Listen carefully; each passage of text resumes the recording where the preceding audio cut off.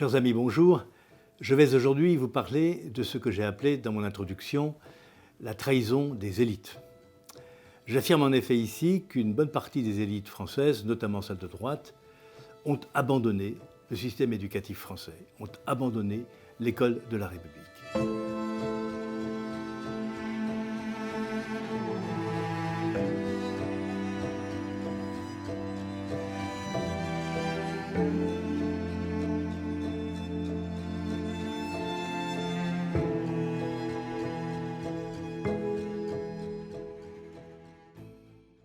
Il y a à cela, à mon avis, une explication historique, comme toujours chez nous. Après la Seconde Guerre mondiale, le pays était en ruine, déchiré, et il a fallu le reconstruire d'urgence. Les priorités étaient là.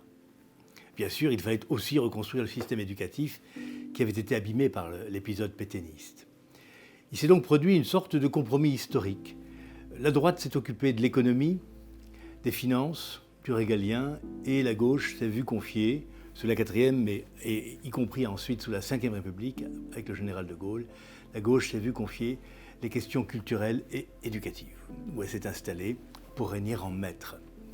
Bon, ce compromis historique pouvait s'expliquer, simplement il a eu des effets dévastateurs à partir de mai 68, puisque la gauche a cessé à ce moment-là, j'y reviendrai dans la 3e partie de cet exposé, la gauche a décidé d'abandonner l'école de Jules Ferry, au bénéfice d'une école dont les contours ont été désignés par Bourdieu, le sociologue, et Mérieux, le pédagogue. Alors, si je parle d'abandon, c'est que la droite a laissé faire. Et je considère qu'on peut parler d'une responsabilité historique et politique de la droite, y compris de la droite gaulliste d'ailleurs, à ce sujet. Elle a laissé faire la gauche, elle a laissé la gauche installer son hégémonie idéologique au sein de l'école, jusqu'à la détruire de l'intérieur, comme je prétends que c'est le cas aujourd'hui. Quelques exemples. Les théories de Mérieux sur l'apprentissage, qui ont débouché sur ce qu'on a appelé le pédagogisme, n'ont jamais été sérieusement attaquées par la droite.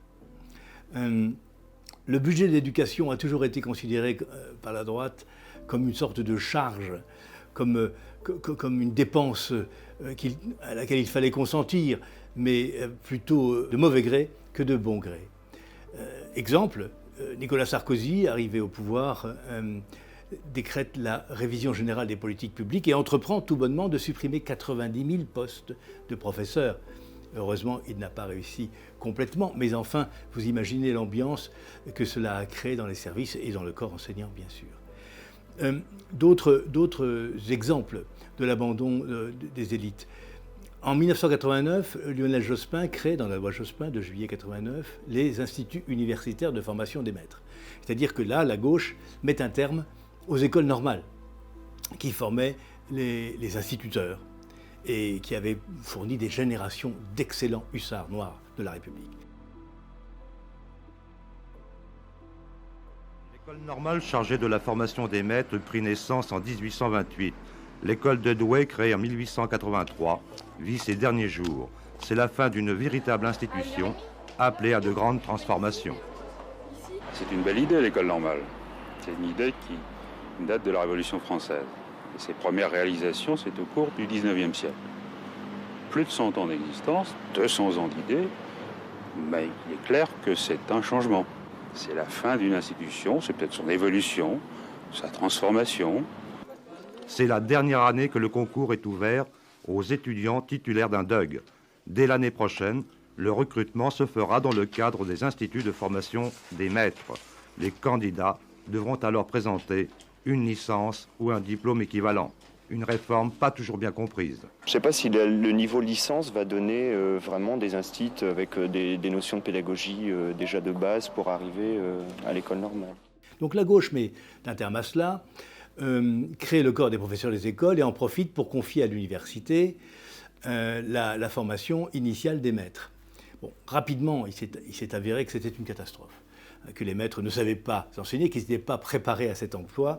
Les écoles d'application ont disparu, l'encadrement par des pairs expérimentés a disparu, au profit de l'enseignement dans les universités de théories fumeuses, largement, précisément, inspirées par le dit Mérieux. Qu'a fait Nicolas Sarkozy lorsqu'il est arrivé au pouvoir ? Avant d'y arriver, il avait promis de les supprimer, les IUFM. Quand il a été installé à l'Élysée, il s'est bien gardé de le faire. Il n'y avait que 2 décrets à prendre. Ceci explique, si vous voulez, ce que j'appelle l'indifférence et la trahison. Ces choses ont toujours été considérées par cette droite-là, la droite la plus bête du monde, comme des choses un peu pénibles, un peu désagréables à abandonner aux syndicats et à la gauche. À propos des syndicats, justement, pendant des décennies, l'administration a été co-gérée par le ministre et les syndicats. Il a fallu attendre Emmanuel Macron pour qu'il soit mis un terme à cette aberration. C'était une cogestion de fait. Les professeurs qui attendaient une mutation allaient sur le site ou feuilletaient les revues syndicales plutôt que d'interroger l'administration centrale. On en était là. Donc ceci pour indiquer que, de certaine manière, la gauche est installée et a installé son hégémonie, j'allais presque dire sa dictature intellectuelle au sein du système éducatif français, et ceci pour son malheur, et c'est à cause de la droite qu'elle l'a fait. Parlons du collège unique. Le collège unique créé par René Haby sous la Ve République, évidemment au tout début du gaullisme. Eh bien, le collège unique était une idée tout à fait lumineuse. Il était organisé en 3 voies. La voie courte qui conduisait à l'apprentissage, une voie qui conduisait à l'enseignement professionnel et une voie qui conduisait à l'enseignement général, c'est-à-dire au lycée d'enseignement général. Les élèves étaient répartis ainsi en groupes de besoins, en groupes de niveau, et cela a fonctionné jusqu'à ce que la gauche, progressivement, considère que cette organisation en 3 voies vise à stigmatiser, les classes populaires, et c'est donc attaché à détruire l'édifice de René Haby pour en faire un collège pour tous, entre guillemets, et surtout un collège unique, puisqu'évidemment, si tout le monde passe en 3e, on constate à l'entrée en seconde qu'une bonne partie des élèves ne lit que très difficilement. N'est-ce pas ? Donc ce collège unique, désormais en tuyau d'orgue, ne fonctionne pas correctement. Par démagogie, la droite a laissé faire ceci, alors que lorsqu'elle était au pouvoir, quand même pendant 10 ans, n'est-ce pas, elle aurait parfaitement pu rectifier le tir. Elle ne l'a pas fait. C'est pourquoi je réaffirme ici qu'il y a eu trahison des élites, en tout cas de celles de droite, à l'égard de l'éducation nationale. La trahison des élites est également une trahison de nature sociologique. Les enfants de notre élite nationale ont toujours été mis à l'abri dans des écoles publiques d'élite ou dans des écoles privées d'élite. Une élite qui évite à sa propre progéniture le contact avec les autres élèves dans des établissements ordinaires envoie un signal tout à fait clair, c'est qu'elle n'a pas confiance dans le système éducatif. Je pense qu'il n'y a pas lieu d'insister sur ce point. Qu'en est-il aujourd'hui ? Qu'en est-il de l'ère Macron ? Eh bien, Emmanuel Macron, malgré un discours volontariste, volontiers provocateur, expliquant que quelque chose ne fonctionne pas dans le système éducatif et expliquant aussi qu'il allait y remédier, ne fait en réalité que confirmer la tendance générale de l'abandon de l'élite vis-à-vis de l'école de la République. Je m'explique. Emmanuel Macron et ses 2 ministres successifs, Jean-Michel Blanquer et Ndiaye, n'ont en fait aucune ambition réelle pour le système éducatif français. Ils n'ont pas de vision, ils ne proposent pas de vision pour le XXIe siècle, alors que leur devoir serait de présenter les contours d'une école pour les 50 prochaines années. Ils n'en font rien. Ils mettent des rustines sur un système qui fait eau de toutes parts. Certes, des mesures partielles ont été prises, de nature un peu technocratique, dédoublement des classes dans le primaire, dans l'éducation prioritaire, très bien. Bon, réforme convenable de l'enseignement professionnel. Mais ces choses-là, si vous voulez, ne sont pas de nature systémique. Elles ne changent rien au fait que nos enfants, nos élèves ne maîtrisent pas les fondamentaux.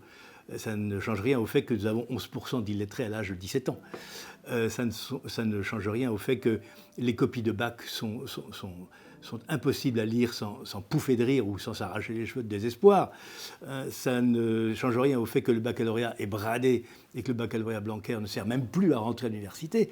Bref, le système va à volo et Pape Ndiaye, son prédécesseur, et sous l'égide d'Emmanuel Macron, n'entreprennent rien pour le sauver ou le remettre d'aplomb. Je ne parle même pas des offensives de l'islamisme militant dans nombre de nos établissements contre la laïcité, qui est une chose à prendre très au sérieux. Donc, si vous voulez, la trahison continue. Il y aura des mesures ponctuelles, partielles, il y aura des mouvements de menton, des coups de menton, des rodomontades, mais rien de solide ne sera fait pour sauver l'école de la République. Donc après avoir tenté de vous montrer à quel point les élites françaises ont abandonné l'école de la République, je vous proposerai la fois prochaine un exposé sur la déconstruction de l'école de la République par la gauche de l'intérieur, par les syndicats et par le pédagogisme. À bientôt. Merci.